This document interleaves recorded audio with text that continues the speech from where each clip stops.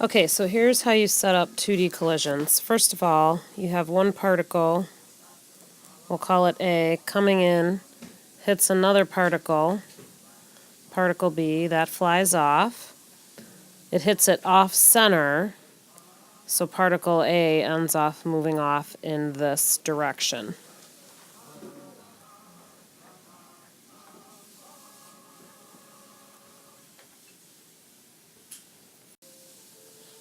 Then, what you want to do is you want to know that momentum is conserved, so in the x direction, the momentum of particle A, which is before they collide, is equal to only the x component of both of the other particles after they collide. And the x components of the other particles are A in the x direction and B in the x direction after they collide. When we're talking about y, since the ball is not moving in the y direction before, the momentum before is 0, and the momentum after in the y direction is again just the addition of the y components, AY and BY. So when you set this up, you're going to look at your momentum of A,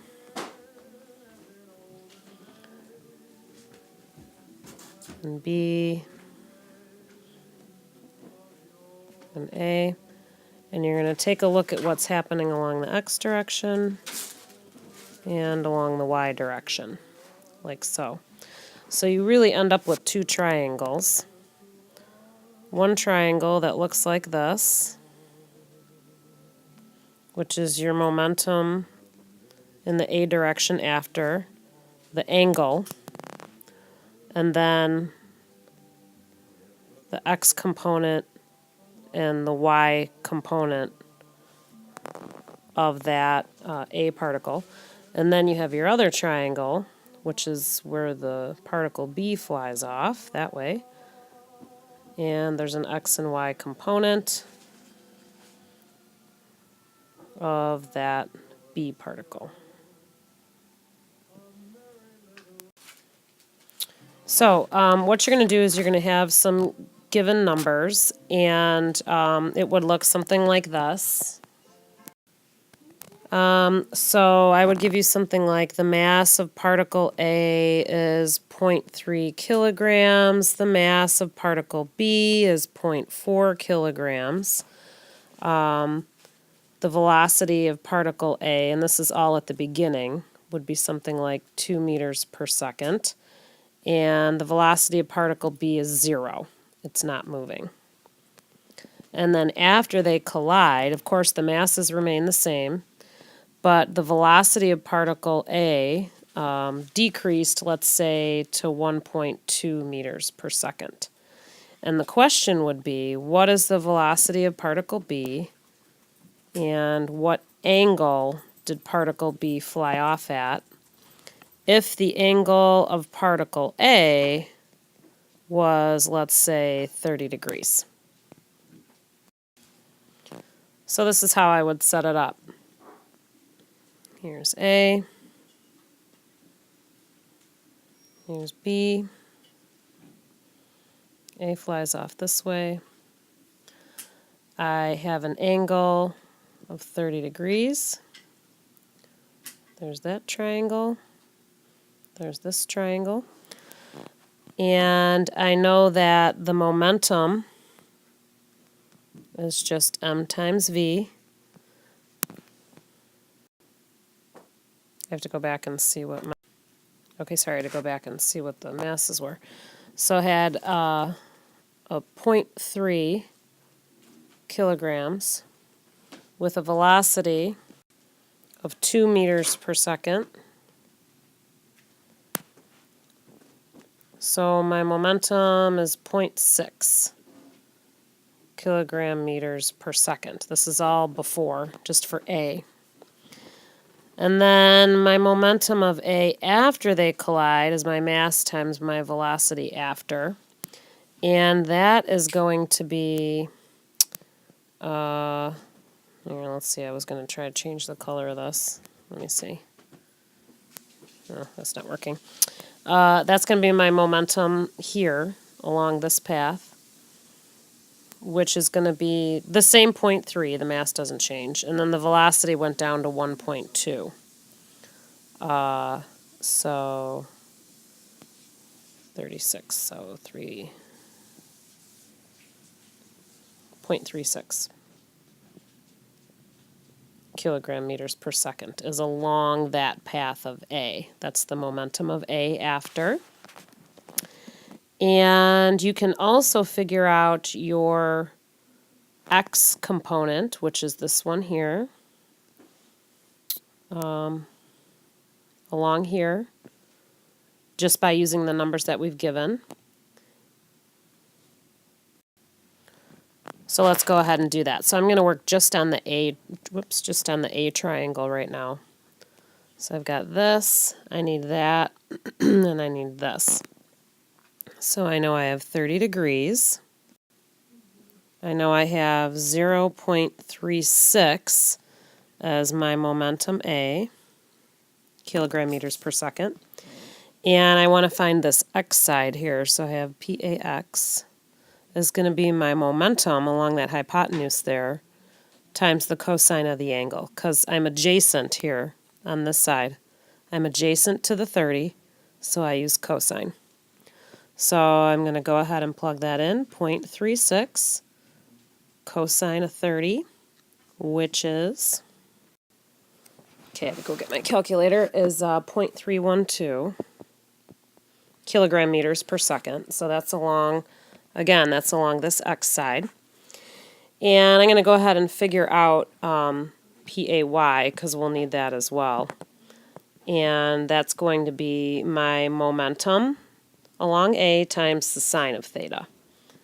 So the 0.36 sine of 30. And that is 0.36 sine of 30, which is 0.18 kilogram meters per second.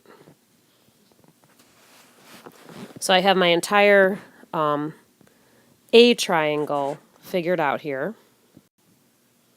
So now what I'm going to do is I'm going to say, well, along the X here,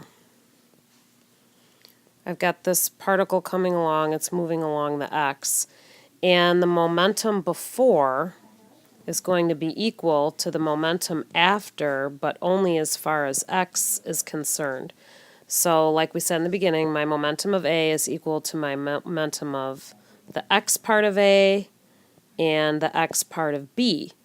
Well, I already know my momentum of A, and I already know my momentum of AX, so if I just subtract, I can get that side of the B triangle there. So if I draw a little triangle here, here's my particle B going off like so. I know that this side right here is going to be just my original momentum minus this X portion. So that's that's 0.6 minus 0.312. So I'm going to go ahead and do that. 0.6 minus 0.312 is 0.288. So if we're looking at the B triangle here, this side here is 0.288 kilogram meters per second. Now, the Y side of this over here, the part that's going up, is going to be equal and opposite to the AY, because our momentum in the Y direction is 0. So whatever our momentum was for A in the Y direction, which I have to go back a slide to go see what that was, this is going to be the exact same number right here. It's just equal and opposite. So the number there is 0.18. Of course, don't forget you can pause and go backward and forward on this video. So now I have momentum of two sides of my B triangle there. And let me write that big on the next slide so we can take a look at how to finish this problem. Okay, so this is what the B triangle looks like. So you're going to go ahead and find that hypotenuse. Just use your Pythagorean theorem. So 0.288 squared plus 0.18 squared, and then take the square root of that, and you get 0.340 kilogram meters per second squared. Now that's your momentum of B after they collide, as it flies off in this direction. But my question was, what is the velocity? So you're going to go back to just using your simple momentum equation, which is momentum is mass times velocity. Just solve for V. So you can divide by m on both sides, and you get momentum over mass. So you do 0.340 over the mass, which is 0.4, and you get a velocity of 0.849 meters per second. And then to find the angle here, again, you just use your trig. I would use the tangent function, because the tangent of theta is opposite over adjacent, which means the tangent of theta is 0.18 over 0.288. And if you solve for theta, you get the inverse tan of 0.18 over 0.288, which gives you an angle of second tan 0.18 divided by 0.288, 32 degrees, something like that. So my answers are 32 degrees and 0.849 meters per second.